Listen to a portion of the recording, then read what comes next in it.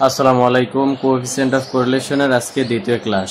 প্রথম ক্লাসে আমরা একটা সূত্র এবং একটা অঙ্ক সমাধান করেছিলাম এবং সূত্রটা দিয়ে গেছিলাম। এই অধ্যায়টা খুবই গুরুত্বপূর্ণ এবং অনেক সহজ, কারণ একটা সূত্র দিয়ে আপনি অধ্যায়ের সকলগুলো অঙ্ক করতে পারবেন। সবগুলো অঙ্ক একই রকমের, একই নিয়মে।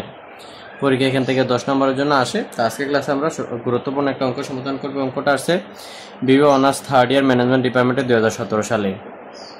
এভাবে ধারাবাহিকভাবে আমরা প্রশ্নগুলো সমাধান করে যাব খুবই সহজভাবে। তো এখানে দেওয়া আছে you are given the following 3 pairs of data. এখানে 3টা জোড়া, পেয়ার্স মানে জোড়া, 3 জোড়া ডাটা বা উপাত্ত দেওয়া আছে।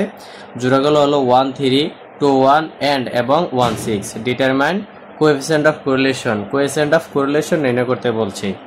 তো এখানে 3টা জোড়া আছে, একটা জোড়া, দুইটা জোড়া, 3টা জোড়া। তো এখান থেকে আমরা মানগুলো একটু করে নেব। আমরা যদি প্রত্যেকটা জোড়ার প্রথম মানগুলোকে এক্স ধরি আর দ্বিতীয় মানগুলোকে ওয়াই ধরি, তাহলে আমরা মানগুলো পেয়ে যাবো, যেহেতু আমাদের সূত্রের মধ্যে এক্স এবং ওয়াই এর মান লাগে। তো এখানে 1 3 2 1 1 6 আছে, তাইলে আমরা যদি প্রথম উপাদানকে এক্স ধরি, যেমন এক্স এর মান 1, এক্স এর মান 2, এক্স এর মান 1, আবার 3 1 6, এগুলা ওয়াই এর মান।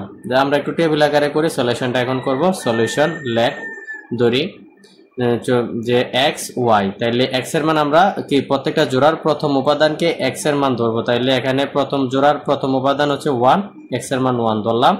দ্বিতীয় জোড়ার প্রথম উপাদান হচ্ছে 2, এক্স এর মান 2। তৃতীয় জোড়ার প্রথম উপাদান হচ্ছে 1 1। তারপর বাকি যেগুলো আছে ওগুলো আমরা ওয়াই মান দেব 3। এই যে প্রথম জোড়া দ্বিতীয় মান 3, দ্বিতীয় জোড়া দ্বিতীয় মান 1, তৃতীয় জোড়ার দ্বিতীয় মান 6। তাহলে আমরা x এবং কি y এর মান পেয়ে গেলাম। এখন খুব সহজে আমরা কি করব, কোএফিসিয়েন্ট অফ কোরিলেশনের সূত্র অ্যাপ্লাই করে আমরা সমাধান করে ফেলব। তো determination of coefficient of correlation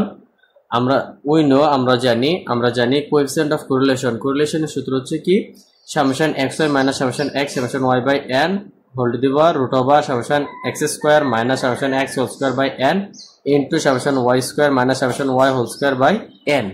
এখন আমরা এই মানগুলা বের করব। এই মানগুলোর জন্য আমাদের একটা টেবিল করতে হবে। উপরে লিখে নেবেন নেসেসারি টেবিল, মানে প্রয়োজনীয় টেবিল আমরা একটা করতেছি। এই যে x এর মানগুলো আমরা এখানে কয়টা কলাম হবে, 4টা কলাম করবেন, সরি 5টা কলাম করবেন। 5টা কলাম করলেই হয়ে যায়, ঠিক আছে। আর না হয় যে সূত্রের মধ্যে যদি আপনারা একটু খেয়াল করেন তাহলে দেখতে পাবেন কি কি কলাম করতে হবে। তো মোটা সবসময় 5টা কলাম করলেই হয়। x এর মানগুলো কি ছিল 1 to 1, তাইলে টোটাল সামেশন x হচ্ছে 4। এই 4টা যোগ করলে হবে কত, 4। y এর ভ্যালুগুলো ছিল 3 1 6, তাহলে সামেশন y এর যোগফল হচ্ছে 10। এইগুলো যোগ করলে 10 হয়। 3 আর 1 4, 4 আর 6 10। তারপর সামেশন xy, সূত্রের মধ্যে কিন্তু সামেশন xy আছে, তাইলে xy আমার মান লাগবে xy। x এবং y গুণ করলে এই যে 3 কে 3, 2 কে 2, 6 কে 6, তাহলে 3 ওটা যোগ করলে 3 2 5 6 11, তাহলে সামেশন xy হচ্ছে 11। তারপর হচ্ছে x স্কয়ারের মান আমার বের করতে হবে। x স্কয়ার মান কি, x এর মানগুলোকে আমরা স্কয়ার করব। তাহলে x এর মান এখানে 1 ছিল, 1 কে যদি বর্গ করি 1 স্কয়ার বা 1ই হয়। তারপর 2 কে স্কয়ার করলে 2 3 4 হয়, আর 1 কে স্কয়ার করলে 1 হয়। তাহলে সামেশন x স্কয়ার হচ্ছে কত, 1 আর 5 6। তারপর হচ্ছে y স্কয়ারের মান লাগবে। y স্কয়ার, y এর মানগুলোকে আমরা স্কয়ার করব। এই যে y এর মান প্রথমে 3 কে যদি স্কয়ার করি 9 হবে, 1 কে স্কয়ার করলে 1 আর 6 কে স্কয়ার করলে 36। এখন যদি আমরা সবগুলো যোগ করি 9 আর 1 10, 10 আর 36 46, তাহলে সামেশন xy 46। এখন আমরা সূত্র অ্যাপ্লাই করে মানগুলো বের করে ফেলবো।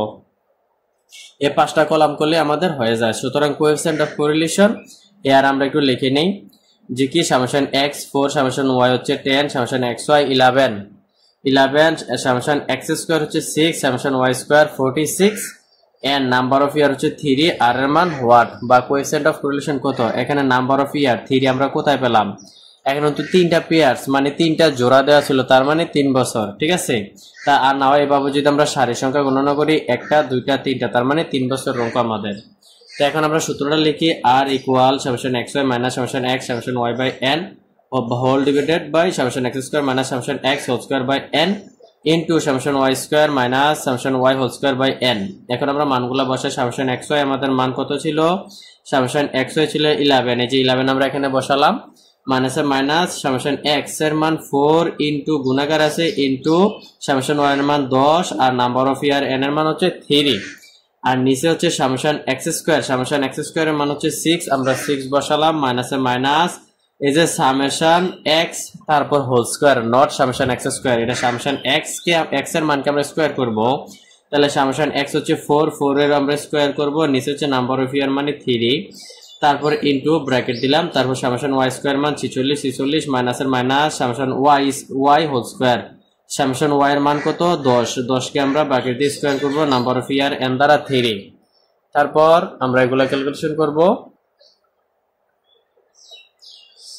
তারপরে মানগুলো আমরা বসালাম, বসানোর পর যদি আপনারা ক্যালকুলেশন করেন, যেমন এই যে 4 × 4 = 10, 40, 40 কে যদি 3 দ্বারা ভাগ করি তাহলে আসবে কত 13.13, এখানে তো 11 ছিল, আর নিচে হচ্ছে 6 এর 6, 4 4 16, 16 কে 3 দ্বারা ভাগ করলে আসবে কত 5.33 ইন্টু এখানে 46 এর 46 মাইনাসে মাইনাস 10 10 100, 100 কে 3 দ্বারা ভাগ করলে 33.33 আসে।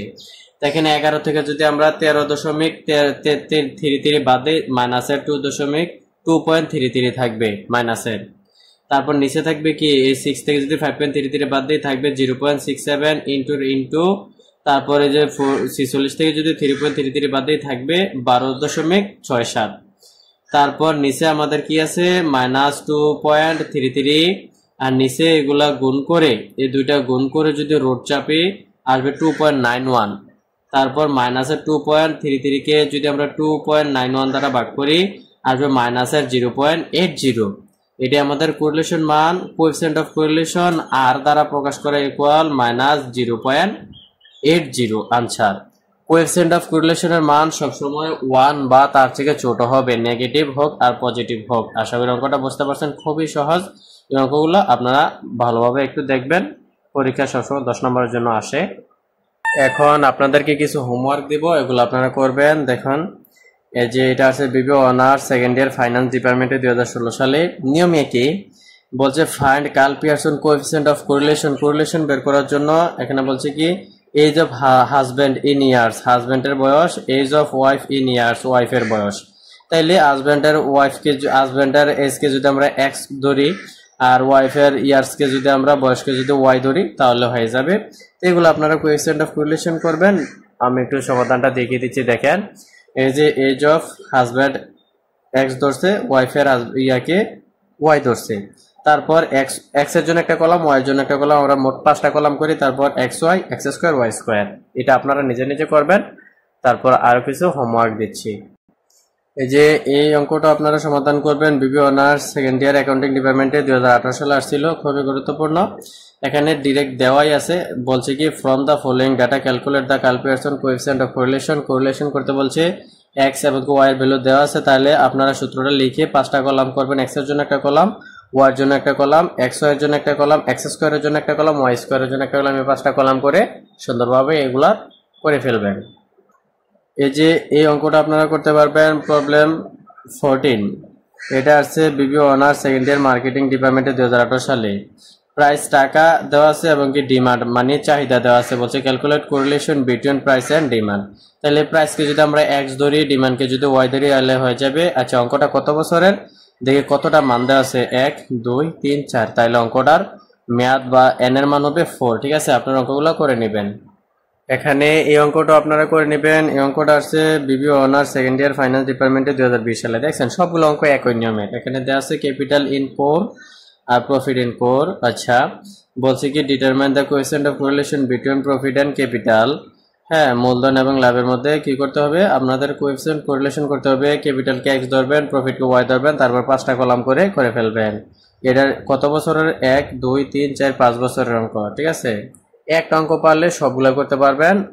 আজকে একই নিয়মের সবগুলো হোমওয়ার্ক দিয়ে দিচ্ছি। পরবর্তী ক্লাসে ব্যতিক্রম কিছু অঙ্ক আছে, ওগুলো দেখিয়ে দেব। প্রবলেম 16, এটা আছে বিবি অনার্স সেকেন্ড ইয়ার অ্যাকাউন্টিং ডিপার্টমেন্টে 2019 সালে। এখানে কি বলছে, calculate the Karl Pearson coefficient of correlation and probable error between value of x and y. আচ্ছা প্রবাবল এরর আপনার কোএফিসিয়েন্ট অফ কোরিলেশন করতে পারবেন। প্রবাবল এরর এটা কিভাবে করবেন এটা আমি দেখিয়ে দেব। তাইলে এখানে এক্স ওয়াই সরাসরি দেওয়াই আছে, আর কোএফিসিয়েন্ট অফ কোরিলেশনের সূত্র আপনারা জানেন। তাইলে কোএফিসিয়েন্ট অফ কোরিলেশনের সূত্র হচ্ছে এটা। ঠিক আছে, আপনারা তো 5টা কলাম করে বের করতে পারবেন। তারপর বলছে প্রবাবল এরর, এই যে and coefficient of correlation and মানে এবং probable error between value of x এবং ওয়াই। এক্স এবং ওয়াই এর মধ্যে প্রবাবল এরর করতে বলছে।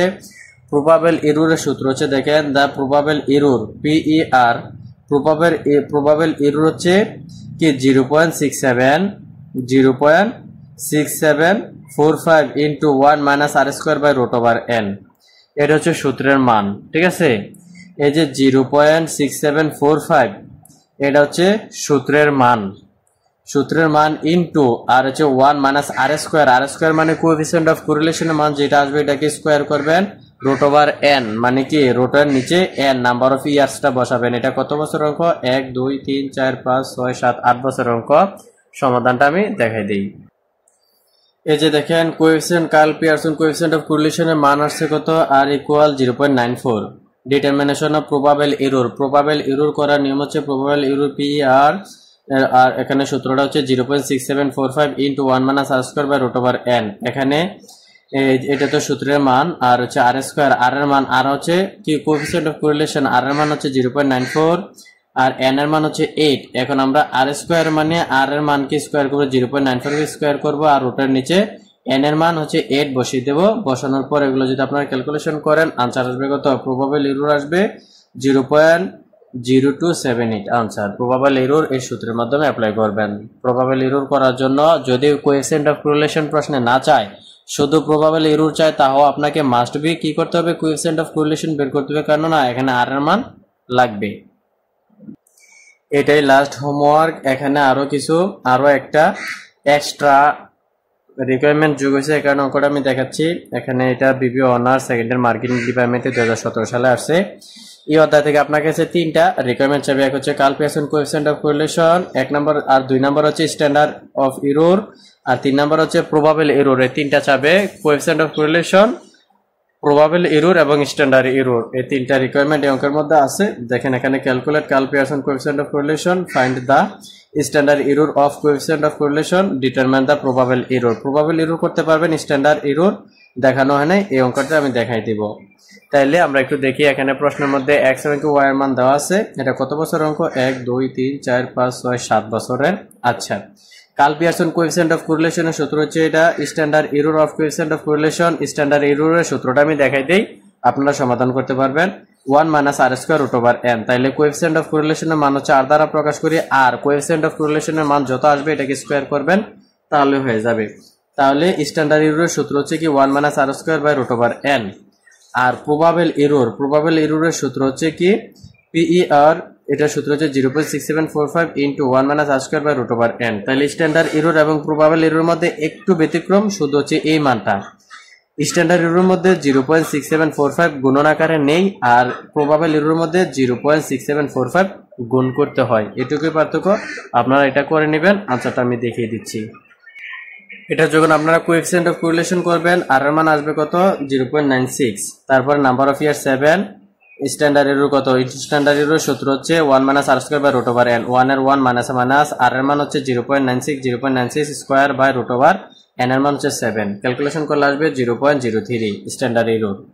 তারপর হচ্ছে প্রবাবল এরর সেম নিয়মে করবেন, জাস্ট একটু জায়গায় গুণ হবে। এটা হচ্ছে এটা probable error 0.6745 into 1 minus r square by root over n। তাহলে এইগুলো থাকবে 1 এর 1, আর r এর মান হচ্ছে 0.96 স্কয়ার করে দিবেন, আর রুট ওভার n এর মান হচ্ছে 7। ক্যালকুলেশন করলে আসবে 0.02। দেন আপনারা আনসার লিখে দেবেন। এইটুকুই করলেই আমাদের হয়ে যাবে। তাহলে এই একটা অঙ্কের মধ্যে অধ্যায় 3টা রিকোয়ারমেন্ট ছিল। একটা হচ্ছে কোএফিসিয়েন্ট অফ কোরিলেশন, 2 নাম্বার হচ্ছে স্ট্যান্ডার্ড এরর, 3 নাম্বার হচ্ছে প্রবাবল এরর এবং স্ট্যান্ডার্ড এরর প্রায় সেম, শুধুমাত্র প্রবাবল এররের সূত্রের মধ্যে একটা ভ্যালু এই যে 0.6745, এটা একটু এক্সট্রা গুণ করতে হয়। তাহলে আশা করি আজকের ক্লাসটা খুবই গুরুত্বপূর্ণ, অনেকগুলো অঙ্ক সমাধান করা হয়েছে, দেখানো হয়েছে। পরবর্তী ক্লাসে আমরা মাত্র আর 2টা অঙ্ক দেখাই দেব, দেখাইলে এই অধ্যায় শেষ। ক্লাসগুলো যদি ভালো লাগে শেয়ার করে দিবেন, এবং কি আমাদের যদি পেড কোর্সে কেউ ক্লাস করতে চান তাহলে আমাদের স্ক্রিনে দেওয়া নাম্বারে যোগাযোগ করবেন।